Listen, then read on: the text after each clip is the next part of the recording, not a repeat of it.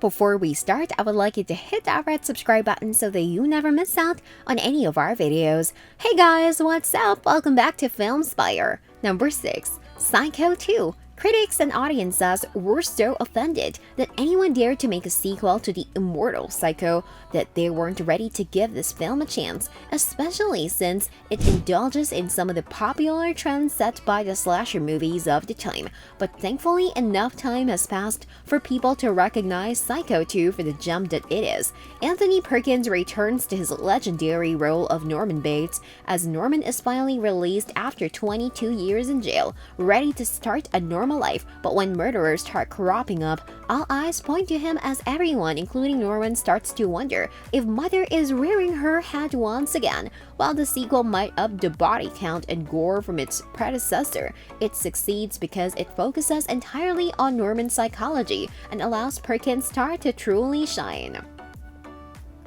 Number 5.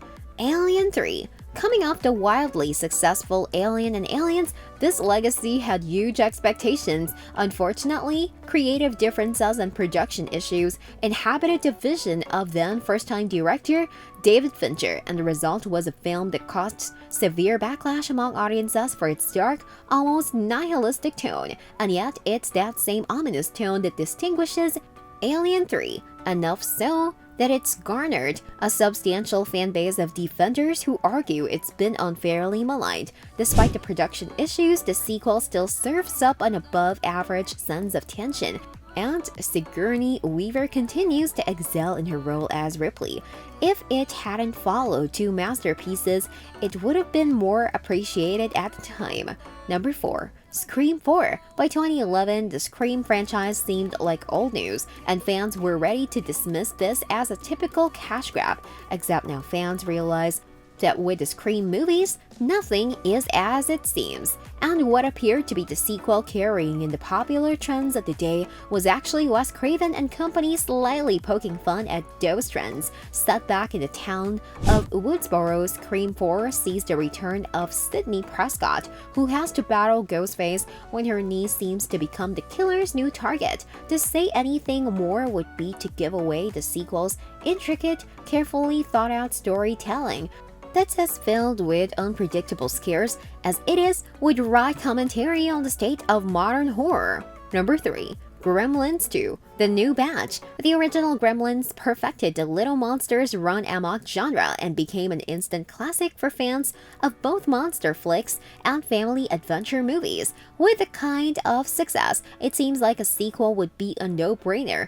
But instead of trying to recapture his success, director Joe Dante created a film that could only be described as a farce, much to the chagrin of fans at the time. But it's the same clever, witty tone and self-aware approach that has made Gremlins 2 age like fine wine. This sequel could almost be described as what if one of the Gremlins took over the editing bay and infected the movie with their own mischievous energy. While fans might not even have been ready for this manic parody of a sequel, today's audiences think it's the perfect follow-up to the original. Number 2. The Texas Chainsaw Massacre 2. The Texas Chainsaw Massacre was one of the grittiest and most disturbing grindhouse flicks of its time, so audiences expected director Tobe Hooper to try and top himself with this sequel. Instead, he switched gears and took one of the greatest left turns in horror history by making this sequel a goofy and zany parody of the first film. Sadly, critics and audiences rejected this film en masse and have only begun to truly appreciate its sense of humor. The sequel follows a radio DJ and unstable sheriff who try and take down the Sawyer family. Sounds simple enough, but that plot description doesn't do justice to how off the wall and bizarre the sequel can get. While most sequels play it safe, this one swung its chainsaw for the fences, much to the delight of modern horror fans. Number 1. Halloween 3. Season of the Witch.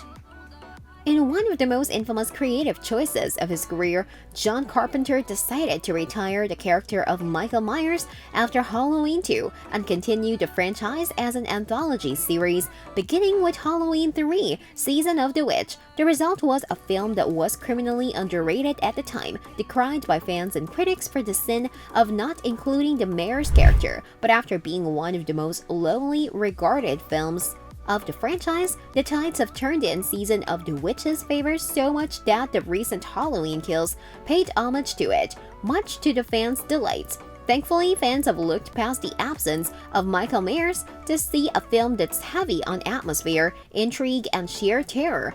It also features one of the most insidiously catchy earworm theme songs of all time. This brings us to the end of our video. I hope you enjoyed it. Hit like if you did and don't forget to subscribe to our channel so that you don't miss any of our videos in the future. Also watch the 2 videos that are on your screen because I'm sure you love them. With that, I'll see you in the next video.